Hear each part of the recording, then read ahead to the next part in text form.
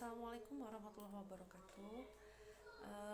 Selamat pagi mahasiswa kelas Filsafat Pendidikan Matematika 3F. Em, Kali ini saya akan menyampaikan review dari apa yang sudah didiskusikan teman-teman di LMS. Mohon maaf baru bisa membuat reviewnya pagi ini. Semoga ini bisa membantu mencerahkan dan juga mengklarifikasi beberapa pertanyaan maupun jawaban dari teman-teman. Saya sudah lihat beberapa, saya pikir pertanyaannya bagus-bagus. Ada beberapa yang cukup menarik. Saya mulai dari pertanyaan pertama dari Nunung Sri Wahyuni. Seberapa besar pengaruh aliran-aliran filsafat pendidikan modern dalam perkembangan pendidikan? Oke. Pertanyaan terbuka, cukup bagus. Jawaban dari kelompok penyaji adalah bahwa bidang ilmu pendidikan dengan berbagai cabang merupakan landasan ilmiah bagi pelaksanaan pendidikan yang terus berkembang secara dinamis. Sedangkan filsafat pendidikan sesuai dengan perannya merupakan landasan filosofis yang menjiwai seluruh kebijaksanaan dan pelaksanaan pendidikan. Ini mungkin maksudnya kebijakan gitu ya. Kedua bidang di atas harus menjadi pengetahuan dasar atau basic knowledge bagi setiap pelaksana pendidikan. Untuk itu perlu dipahami secara mendalam arti dan fungsi filsafat pendidikan di samping ilmu pendidikan dengan berbagai caranya.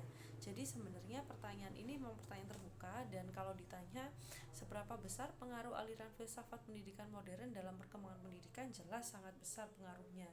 Karena seperti yang kita tahu ada berbagai banyak macam aliran pendidikan yang berkembang yang kemudian melandasi ada banyak ilmu yang cabang-cabang ilmu yang juga akhirnya berkembang, dan setiap ilmu yang berkembang pasti memiliki landasan filosofis gitu ya, dan berbagai landasan filosofis yang berbeda-beda ini yang kemudian melahirkan berbagai macam cabang ilmu yang berbeda-beda itu sifatnya kemudian akan saling melengkapi gitu ya, saling melengkapi. Jadi saya pikir tidak ada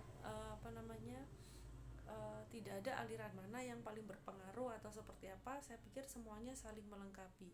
Jadi kalau dilihat secara garis besar, pengaruhnya aliran-aliran filsafat pendidikan modern dalam perkembangan pendidikan tentu sangat besar pengaruhnya. Jadi bisa dilihat dalam konteks mengembangkan satu cabang ilmu baru, dan juga bisa juga dilihat dalam konteks perkembangan cabang ilmu yang sudah ada gitu ya. Jadi aliran-aliran filsafat ini menjadi basicnya, atau tadi sudah disebutkan oleh kelompok penyaji, ini pengetahuan dasar atau basic knowledge-nya.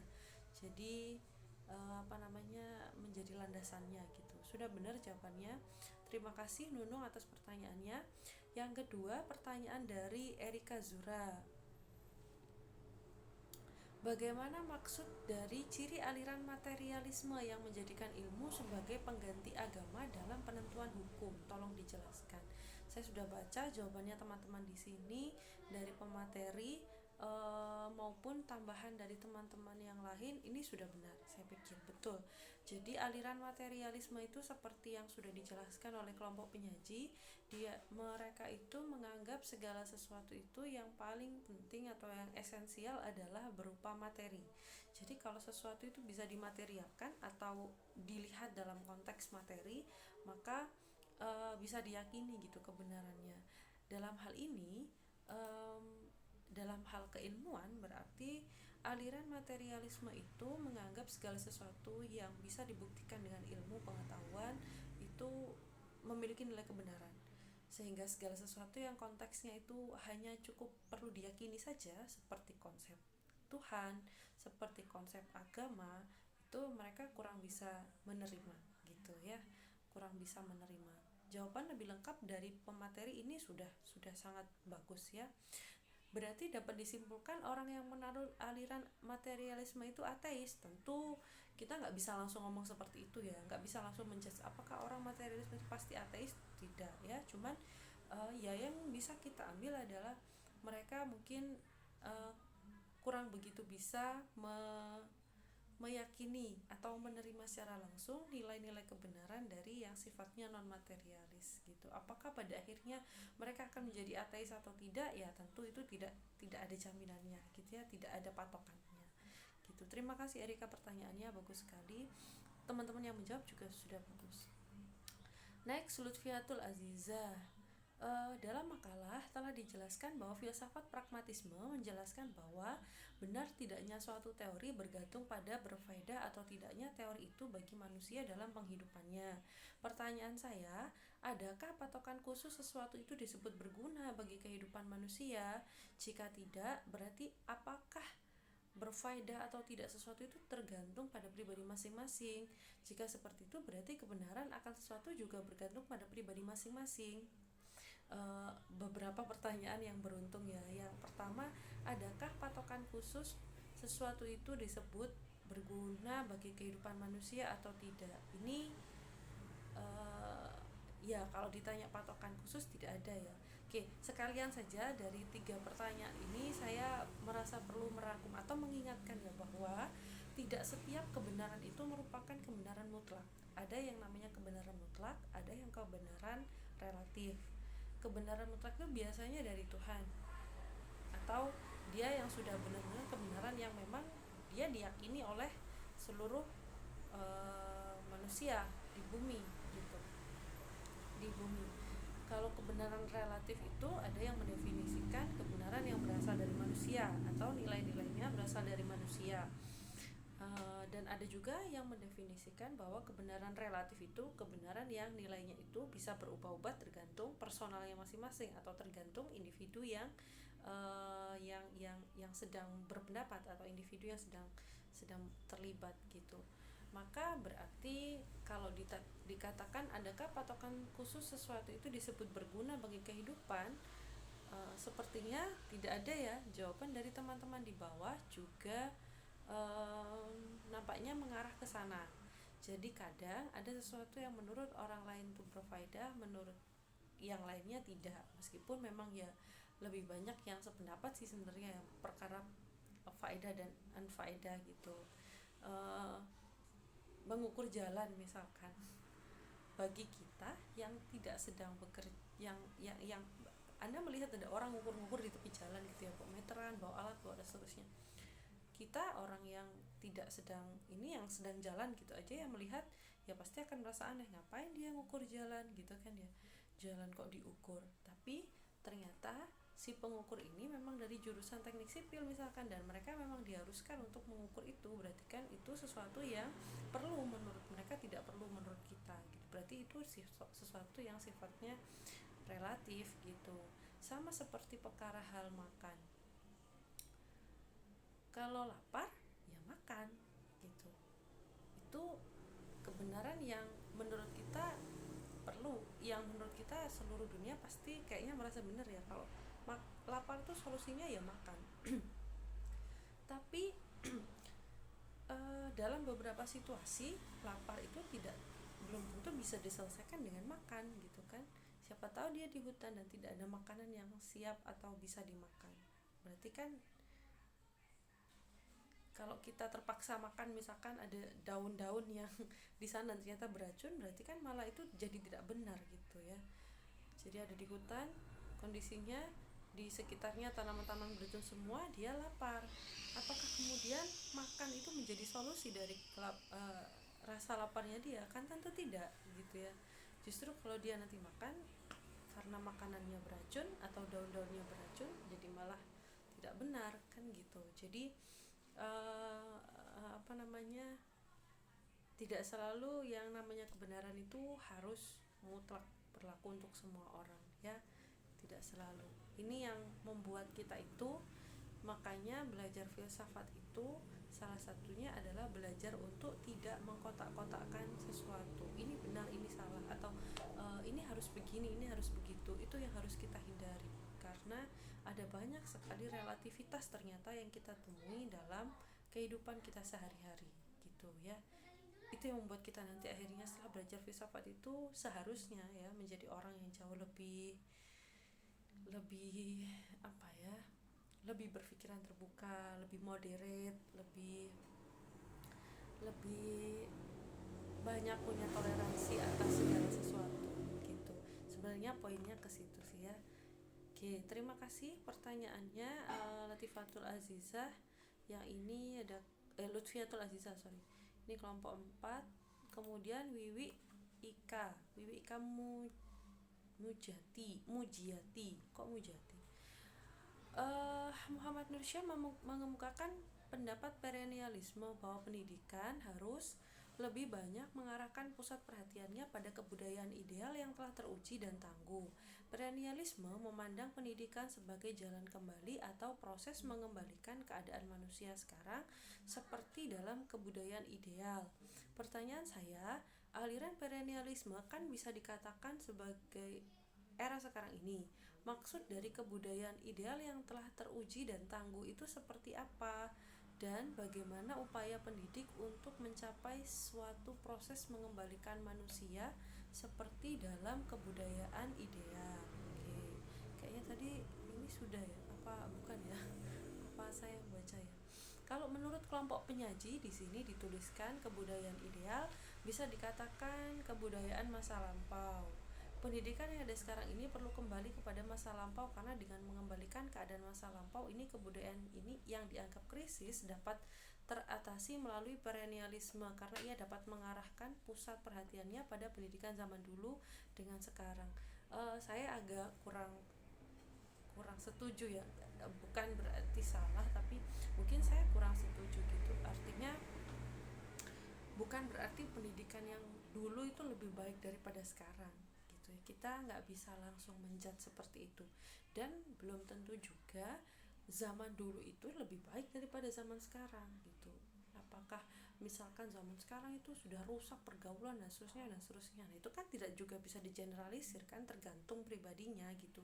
Jadi kalau ini opininya digiring ke apa ya, ke kembali kepada pendidikan zaman dahulu, itu kayaknya mungkin menurut saya kok kurang tepat ya. Coba kita cek kalimatnya. Perennialisme, jadi perennialisme itu berarti paham perennial itu memandang pendidikan itu adalah jalan kembali atau proses mengembalikan keadaan manusia sekarang ini seperti dalam kebudayaan ideal. Berarti keywordnya sebenarnya adalah kebudayaan ideal ini. Jadi harus didefinisikan dulu kebudayaan ideal itu yang seperti apa gitu ya. Kemudian barulah kita akan bisa memahami kembali mengembalikan keadaan ke kebudayaan ideal itu yang seperti apa gitu sebenarnya.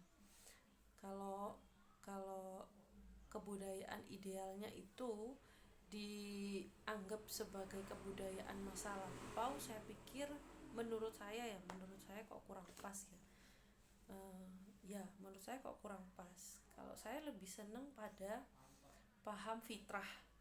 Jadi kebudayaan ideal itu kalau diibaratkan mirip kayak fitrah.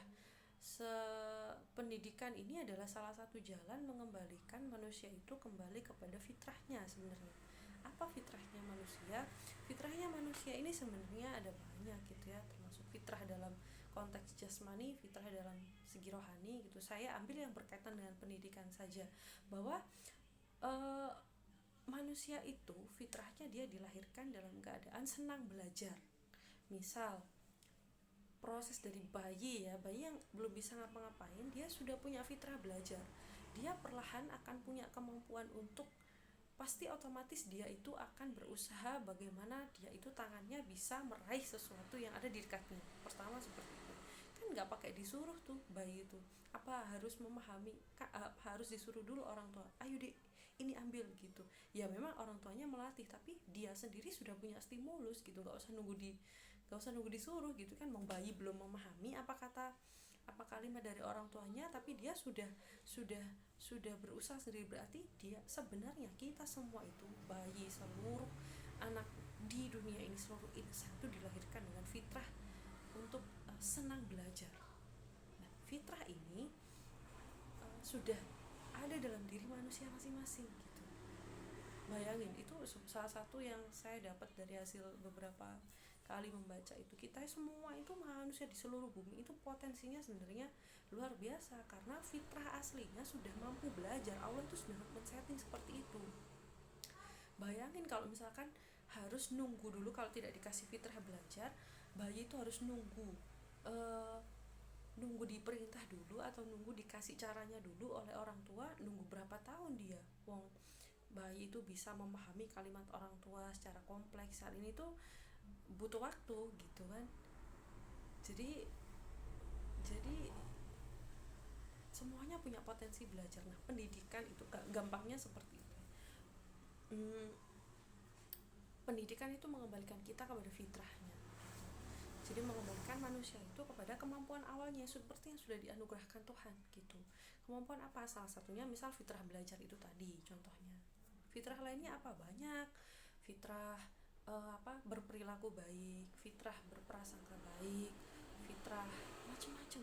Banyak sekali. Banyak sekali. Banyak sekali. Itulah kenapa ketika ketika ketika bayi itu ketika seseorang mengandung misalkan, um, ibunya dilarang berkata-kata yang kurang baik. Kenapa? Karena ya memang memang fitrahnya bayi itu dilahirkan dalam kondisi yang benar-benar baik dan suci, sehingga pendidikan itu haruslah bisa mengembalikan kita menjadi insan-insan yang seperti itu gitu. Kasarnya seperti itu. Sederhananya begitu. Itu yang bisa saya bisa saya tambahkan sedikit ya. Saya kurang ini bagian pertanyaan ini. Boleh nanti kita diskusikan lebih lanjut kalau Anda merasa masih perlu diskusi bagian ini ya.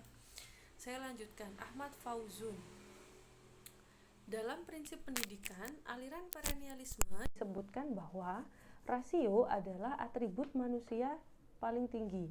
Apa maksud dari kalimat tersebut? Apakah hakikat dan martabat manusia lebih tinggi dari makhluk lainnya atau bagaimana? Tolong dijelaskan. Ini sudah dijawab oleh kelompok penyaji dan sudah benar. Jadi rasio itu maksudnya ya rasional, akal pikiran itu. Jadi akal pikiran ini adalah atribut manusia yang paling tinggi karena hanya manusia yang dianugerahi itu, gitu ya. Hanya manusia yang dianugerahi itu oleh Tuhan. Kita sudah tahu, sudah belajar itu dari kecil bahwa manusia itu adalah makhluk yang paling diistimewakan oleh Allah karena memang Allah menganugerahkan akal pikiran. Tidak hanya hawa nafsu tapi juga akal pikiran, sehingga itu membuat derajat manusia itu lebih tinggi daripada makhluk-makhluk yang lainnya. Dia bisa membedakan benar dan salah, bisa membedakan mana yang hak dan yang batil, mana yang baik dan mana yang buruk gitu ya. Kira-kira seperti itu. Penjelasannya sudah bagus. Next, Siti Raihatul Jannah. Setiap aliran filsafat pendidikan tentunya memiliki sumbangsi yang besar bagi dunia pendidikan, dan setiap aliran filsafat memiliki ciri khas masing-masing. Namun terdapat beberapa pernyataan yang bertentangan antara satu aliran dengan yang lain. Mengapa demikian? Dijawabnya, karena pemikiran dan prinsip antara salah satu tokoh filsafat yang tidak sama. Mereka berpendapat demi kemajuan filsafat pada masa itu. Ya, memang itu adalah salah satu anugerah juga ya, bahwa kita itu memang dianugerahkan suatu kemampuan oleh Tuhan untuk memikirkan sesuatu dan bebas membuat suatu pemahaman atas sesuatu. Jadi kalau memang ada berbagai macam aliran, kenapa berbeda-beda ya? Ya memang sudah fitrahnya seperti itu, karena manusia berpikir. Kalau tidak berpikir, dia akan ikut saja. Dengan satu prinsip sudah tahu ada satu aliran, ikut aja gitu. Tapi karena manusia berpikir, maka dia memunculkan aliran-aliran yang baru. Itu sebenarnya. Jadi ini memang sudah konsekuensi logis karena manusia itu dianugerahi akal pikiran, gitu ya. Kira-kira seperti itu. Justru semakin banyak ini semakin melengkapi, sama seperti yang tadi saya sampaikan, gitu ya. Sudah? Kira-kira? Oh ya, sudah habis. Kira-kira itu review yang bisa saya berikan untuk diskusi aliran-aliran ini. Terima kasih kelompok penyaji yang sudah berusaha maksimal. Ini teman-teman pertanyaannya cukup bagus. Jadi tidak bersifat tekstual tapi sudah lebih ke open discussion gitu. Terima kasih kelas 3F yang sudah berupaya maksimal mengganti pertemuan perkuliahan dari Selasa. Terima kasih, kita ketemu minggu depan insyaallah ya. Assalamualaikum warahmatullahi wabarakatuh.